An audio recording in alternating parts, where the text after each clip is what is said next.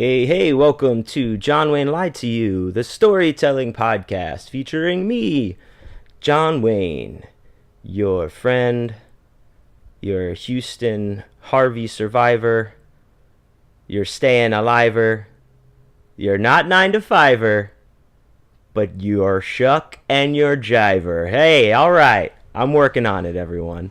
Welcome to the podcast. Thank you for being here. I got to tell you right off the bat, I'm feeling good. I'm in a good mood today. Things are finally, been kind of getting back to some semblance of normalcy. I've gotten the ball rolling on a lot of the repairs to my house and the insurance and all that mess. So that is a good thing, and I am very grateful for that. So, I'm sitting here. I'm in the Library of Evil at the old Wayne Manor. And I definitely have my pipe of Grandpa's medicine and a nice tall frosty cold pop, as you would say if you were sitting on the back porch with your pappy. Get me a cold pop, he'd say.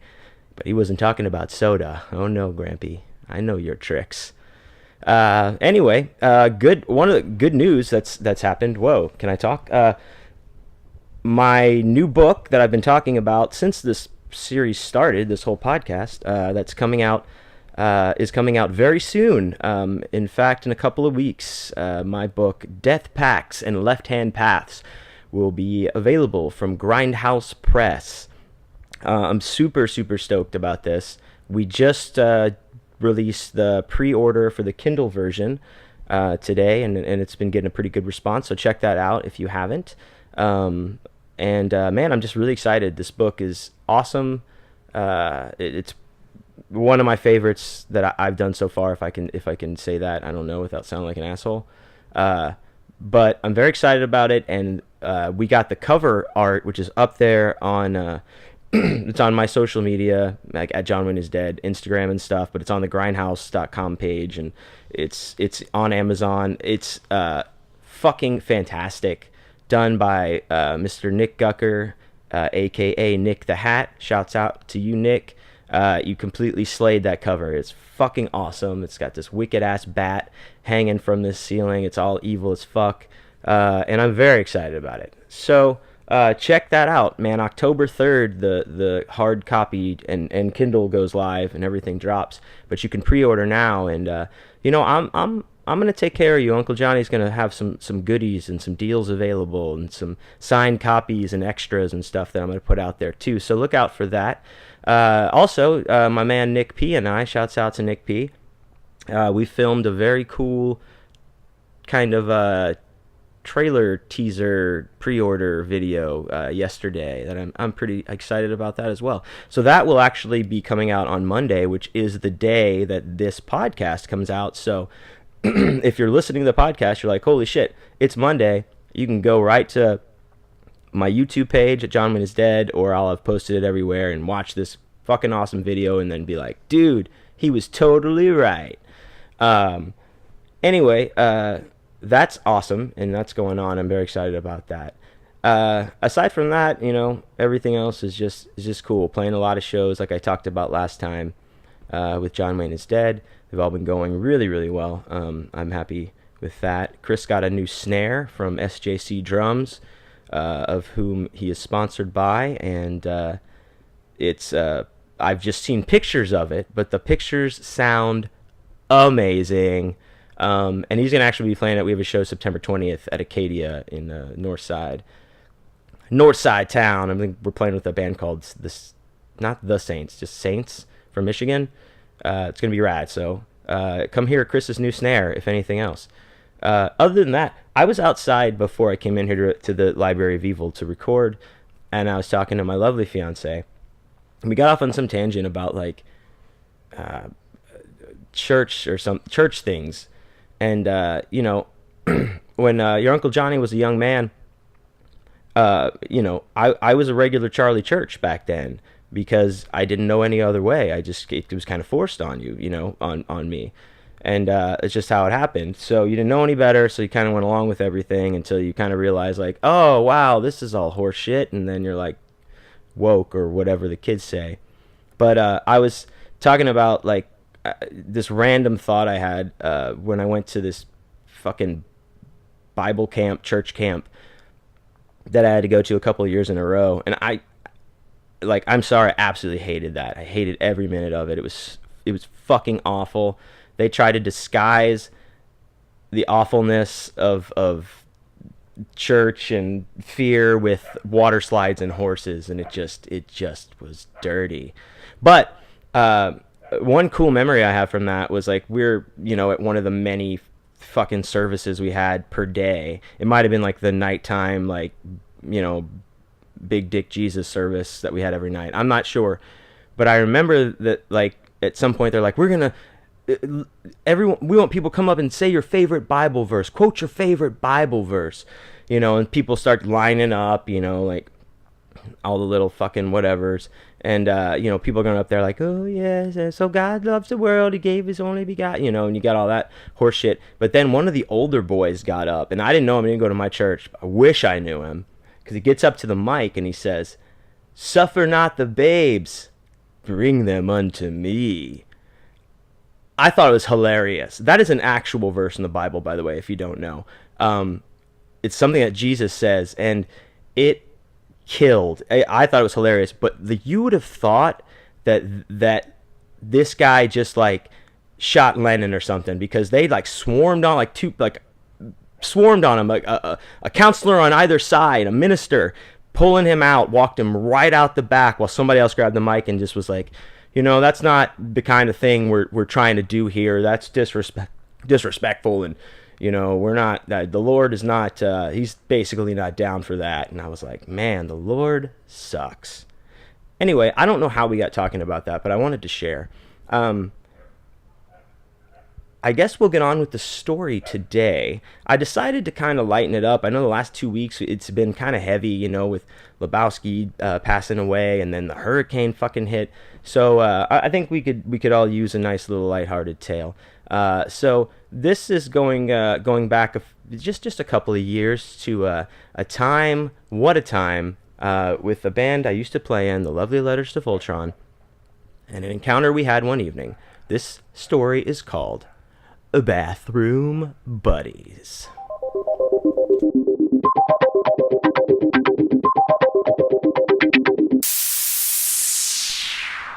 So I used to play in a band called Letters to Voltron, and we were self-proclaimed difficult listening. I know I've talked about them in another story a few episodes ago, so you can reference back to that, or you can just research it on your own. But we were just a different band with some far out ideas and a lot of moxie, and basically what my good friend Brad would say, which he said lovingly many times, high quality, low concept. Oh no, I'm sorry, I fucked it up. High concept, low quality. That's what he used to call us all the time.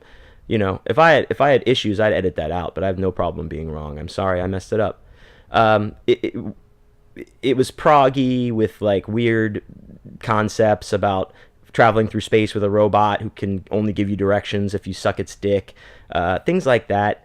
We had an ode to our favorite porn star, Eve Lawrence, shouts out, just things like that. So we were kind of like that weird band, and we got put on a lot of weird shows sometimes, but awesome shows like that we got put on as well. Like Polka Dot Cadaver came through, we got to play with them because we were, they were kind of weird, not really, but anyway, things like that happen, when you're weird.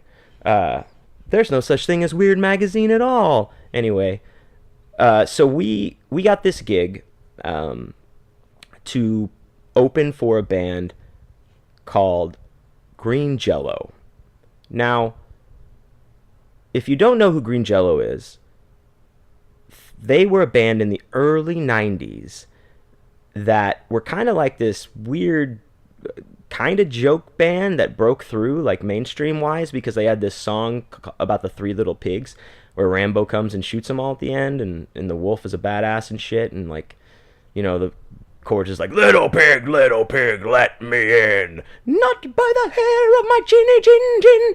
So they were a band back then, and when they came out, they were famously sued by the Kraft company, who owns the trademark to the word Jello, So they spelled the name differently. They spelled it like green jelly with umlauts over the e's because that's fucking cool, I guess. And they still pronounced it Jello. So it was spelled differently. They still said it Jello. It's a fucked up thing. Who cares? Anyway, fast forward 20 plus, no one gives a shit now, years, and Green Jello is still touring. To this day, you can Google them. They are on tour right now. Guarantee it. But here's the rub, my friends. It's not really the band Green Jello from the 90s. It's just the singer. And what the singer does is he tours regionally. And by that I mean like maybe through the whole state or part of the state, and then another part of the state's a different kind of region, and he hires a backing band from the area to tour with him through those cities that he has in the area, and they learn the songs and basically back him in this show. Sounds cool, right? It's the same fucking show. Like there's no new songs. Like they're playing songs off that album Serial Killer, Cereal, or how cereal like you eat killer. And it was cool. It was a fun record. I had it. I lost it. I special ordered it. I mean, I'm not decrying this, but sometimes you just gotta know when to hold them, know when to fold them. I don't know. However, it is kitschy. It is fun. And so when we were offered the gig to open for them, we were like, yeah, fuck yeah, that sounds cool. We'll do it. And it was at a bar on the north side of Houston called Acadia. Maybe I shouldn't say the name. You know what? I don't care. I'm saying the name. Acadia. Shouts out to Acadia. Tommy runs sound there. He's a master. He's awesome. Everyone that works there is so fucking nice. Takes care of you when you're in there. The sound is immaculate. The lights, the stage is awesome. The bar is it's just a shitty bar, man. It's just a shitty bar in Spring. Like, no offense. You know what you are. That's just what it is. And if it was just like, if they could pick that bar up and like move it closer to the city, it would do a lot better, I think. But it's a good bar, but what I said. So we're going up there. We go up there, and before that, 2 days before the show, we get an email from Tommy, the sound guy in Booker, and he's like, hey, singer from Green Jello canceled, so they're not going to perform as Green Jello, but the backing band is still going to play at the end, and they're going to like do covers and shit. Do you still want to play? And I was like, we were just kind of like, I guess we planned on it. It's 2 days away. We might as well, we're locked and loaded.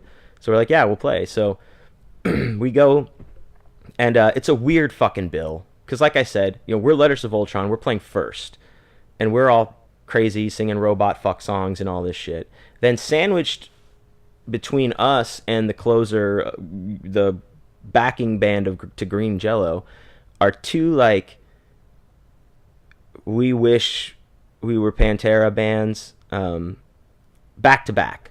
Like, and by that I mean these guys were like, they really wanted it bad. Like, but it was like one of them all dressed like Vinnie Paul, and like the other band, like they all kind of dressed like Dimebag. It was like they didn't, nobody wanted to relent and be like, I'm the Dimebag, I'm the, whatever. So that was their look and their sound. It just was like, it's fine, but it's not super like inspiring to me, I will say. Plus, if I can add this side note, one of my friends was standing next to two of the members of the band that played after us, and they were talking about me on stage, and they called me an F word, the offensive F word. So fuck them. All right, they just didn't understand my fucking art. You hillbilly bastards. Anyway, that was personal. I'm sorry, but anyway, so we go. This bill is fucking weird. We play our set first, and we do a good job. We had fun. We played a good set, but it's like fucking hot as fuck. So, just gotta get a little taste of the old Lone Star State there. Lone Star beer, brought to you by me. So we played our set. I'm super fucking hot. I need some air. So I get my shit off as quick as I can, and I go right out back There's a patio in the back door. I go back through there.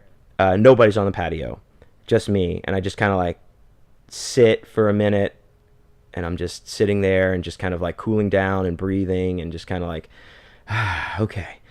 Suddenly, out of nowhere, the door explodes open outward. And like, when I say explode, I don't mean like a real explosion, but I'm not really exaggerating too much, because the person that opened it used so much force that it just burst from the frame and slammed against the other side of the wall like crazy, super loud. And I looked up and I'm like, what the fuck? Standing in the doorway is this like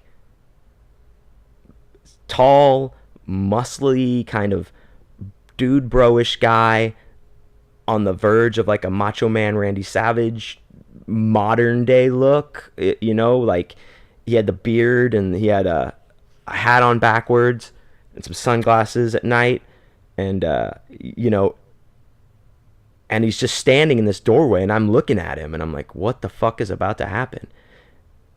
And he points at me, and I'm just waiting, and he says, hey man, you got the goods. And I was like, oh shit, thanks dude, I appreciate that. And he's like, I mean it, you got it. And I was like, oh, thank you so much, I really appreciate that, thanks for checking us out. And he kind of like backs into the bar, and he doesn't turn right, he just backs into the bar, and then the door slowly closes. I'm like, wow, okay, that was intense. Shortly after that, everyone comes out. Robbie C, the Sauce, who were in Letters of Ultron, shouts out. Some of our friends that were there. We're all hanging out, just drinking. A joint might have been passed around at some point, and I finished my beer, and I'm like, I'm gonna get up, take a piss, and get a beer, and I'll be back. Get up, throw my beer away. I go into the bathroom, step up to the urinal, and I start to take a piss. All of a sudden, the door to the bathroom, I don't want to use the word explode again, but it opens very forcefully, much like the other door did. And to my surprise, it's my bearded Macho Man Randy Savage friend and another young man. Coming in, they're talking. They're both talking very loud to each other. And they post up basically right behind me while I'm pissing. I'm pissing in the urinal. They just stand behind me. And they're talking. And talking, da-da, this and that. I love you, brother, this and that, blah, blah, blah. And I turn around, and I'm just like, hey, what's up, guys? Because I have to like walk through them to get out. And like the guy's like, hey, it's you. I got something for you, man. And I was like, okay. And he pulls out from his pocket a little baggie of cocaine. And then he sprinkles some on the little flap of skin between your thumb and finger right there, and he holds it up to me. And I was just like, hold on. What the fuck? First of all, let me say this. I'm not really a cocaine guy. I've dabbled here and there, we all do. But this is one thing I'll tell you, and ladies and gentlemen, you can take this to the bank. If a stranger offers you cocaine in a bathroom, you better fucking take it. And that's exactly what I did. I bent down and took it right off of his hand. I was like, whoa, thanks, man. I appreciate that. And then the other guy, he gives one to the other guy, and then the other guy gives him some money and then gives him some coke. And I'm like, oh, it's a drug deal going on. He's selling. And he walks out, and the guy's like, he's like, wait a minute, brother, here, have another. And he pours another one out onto his hand and offers it to me. Another nice big bump. And I was like, hey, man, I don't have any money. I mean, I can't buy any from you if that's where this is going. And he just looks at me with like all intense and is like, do I look like I win any money from you? And I said, nope. Thank you very much. And I just, sniffled my way out the door and washed my hands because I'm a gentleman. And my friend stepped up to the same urinal I was at and started to take a piss. And I put my hand on the door of the bathroom to leave, and he calls out to me. He says, "Wait!" And I turn around, and I look at him, and I'm just like, he's standing there. He has his dick in his hand. He's pissing, but he's just staring at me. And I said, "Yeah?" And he says, "You have a blessed day." And I was like, "Okay." And I turned and walked out of the bathroom. And I only got probably about 2 steps before I realized I just got free drugs in a bathroom from a weirdo. I would say this is a pretty goddamn blessed day.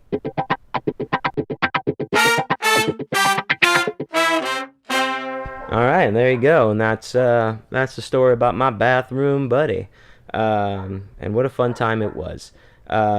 Just because hey, shouts out to my mom. I know my mom listens to this, and let's get real for a second, Mom. Shit happens, okay? Get over it. I love you. So anyway, again, thanks you guys so much for listening. I'm super happy to be able to do this every week and have the lovely and wonderful Brenda Valdivia of the Mockingbird Network put me on and allow me to have a platform on the network. So please check out the Mockingbird Network. There's so many awesome shows from here in the Houston area. The Stacks, Honey, I Shrunk the Binge, Let's Compare Notes, Polywana Podcast. There's a Nerdcast or something. I forget what it's called. I apologize, but just go to the mockingbirdnetwork.com or whatever their website happens to be, and you will find the links to all of these. These are excellent shows. Please check them out. Also, don't forget to check me out, Uncle Johnny. Of course, you can find everything that I do on johnwayneisdead.com. That is also the name of the band that I play in with the lovely and talented Chris Jett. As I mentioned before, we have a show September 20th at Acadia, and then September 24th, that's a Sunday, we'll be at Dan Electro's Guitar Bar. I think that's an all-day type of thing, possibly. So more details about that, but the dates are up there, as well as I've got a reading that I'm going to be doing for the release of my new book coming up, so I'll announce that date soon, and I'll have it up there as well. Also, you can buy all my shit on there, links to all of the books to buy them on Amazon, and all those places are on there. Plus, I have the option to buy signed copies and stuff right from me, right from the store there. Guys, this is a one-stop, one-shot, one-horse something. Just check it all out at johnwayneisdead.com. Please pre-order my new book, Death Packs and Left-Hand Paths, from Grindhouse Press now. Check out the video that I did that should be up today, and then just pre-order it. But then, like, also, buy the paperback when it comes out too. I'll sign it for you. I'll draw you a picture and like send you some free shit, like extra shit. It's gonna be really awesome. Very excited about this. Please tell your friends and help old Uncle Johnny out on this. And as always, I thank you guys so much. I must now retire to the West Wing of Wayne Manor and watch The West Wing.